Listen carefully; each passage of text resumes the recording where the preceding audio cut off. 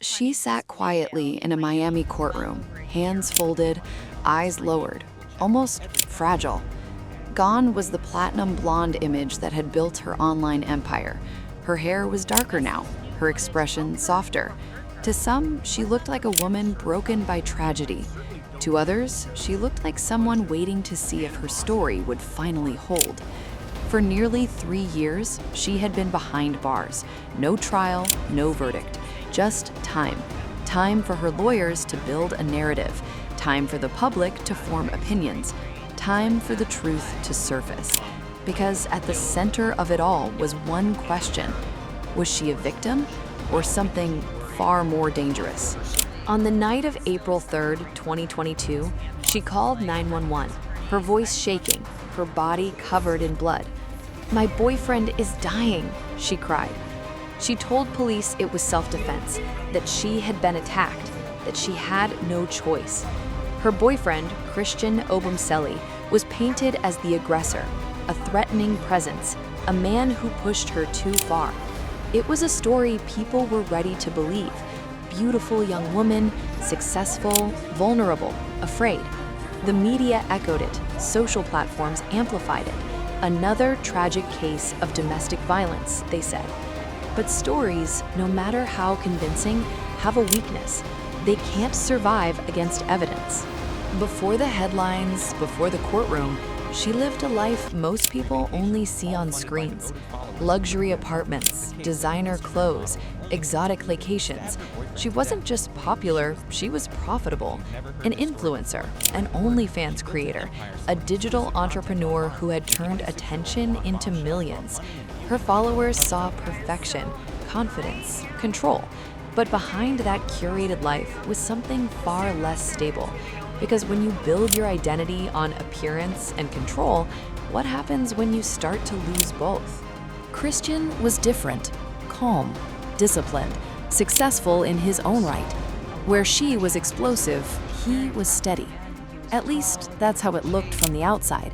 But behind closed doors, things were already unraveling.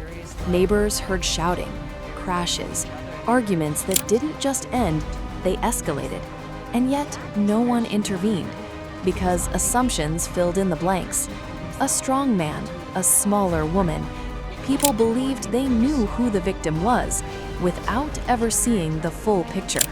Months before the fatal night, there was already evidence of what was happening. In Las Vegas, police were called to their hotel room. Christian had visible injuries. A broken glass lay on the floor. At first, she denied everything. Then she hesitated. Then she admitted it. She had thrown the glass. Still, the charges didn't stick. The moment passed, the relationship continued. And that was the mistake. Because what people call a one-time incident is often just the first one that gets noticed. They moved to Miami. A fresh start, they said. But nothing really changed. If anything, it got worse. Security was called repeatedly. Neighbors complained, management documented disturbances. There was even elevator footage that would later become critical. In it, she's seen striking him repeatedly. He doesn't hit back. He doesn't retaliate. He just tries to protect himself.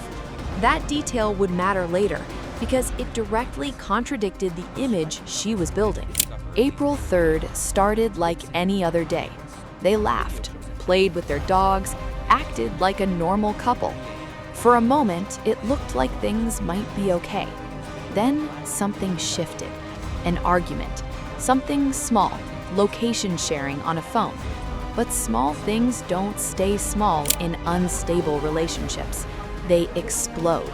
According to her, he attacked her, pinned her, choked her. She ran to the kitchen, grabbed a knife, and threw it. That was her story. Quick, defensive, desperate. But the truth doesn't rely on words. It relies on facts. The autopsy told a different story. The wound wasn't random. It wasn't from a thrown knife. It was precise. A downward stab, deep, forceful. The kind of injury that requires proximity, intent, control, not fear, not panic. Blood-spattered patterns showed something else. He was likely on the ground when it happened. There was no sign of the chaotic struggle she described, no evidence of a violent attack from him. Instead, everything pointed in one direction. There was another detail investigators couldn't ignore: a gap.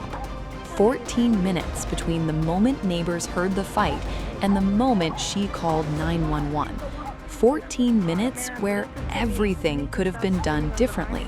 14 minutes where help could have come sooner. Instead, she called her mother first. Not emergency services, not for immediate help, but for guidance. That choice raised questions no explanation could easily answer. When police arrived, she was emotional, apologetic, cooperative. She spoke about their future, their plans, their love. She even asked if he was okay, believing he might survive. But as the hours passed, the reality set in. Christian was dead. And slowly, the narrative she had built began to unravel. Because investigators weren't relying on her words. They had recordings, private audio from Christian's phone, arguments, threats, outbursts, a pattern, one that didn't match the image of a woman constantly defending herself. For months, she wasn't arrested. She left Miami, checked into rehab, tried to reshape the narrative. But evidence doesn't fade. It builds. And eventually, it caught up to her. She was arrested in Hawaii, charged with second-degree murder. In court, her defense argued what they had from the beginning: self-defense, victim, survivor. But this time, the judge wasn't convinced. Bail was denied.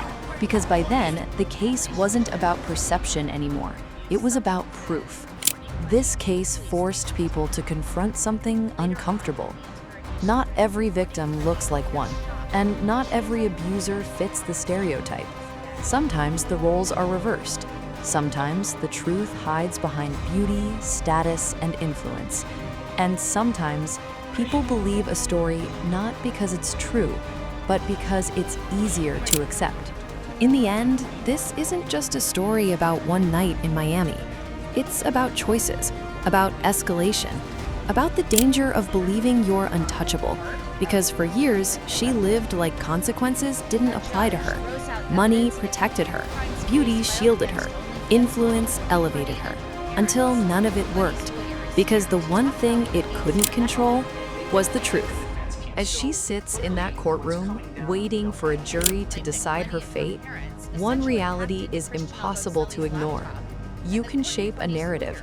You can manipulate perception. You can even delay consequences. But eventually, the truth speaks. And when it does, it doesn't whisper. It echoes.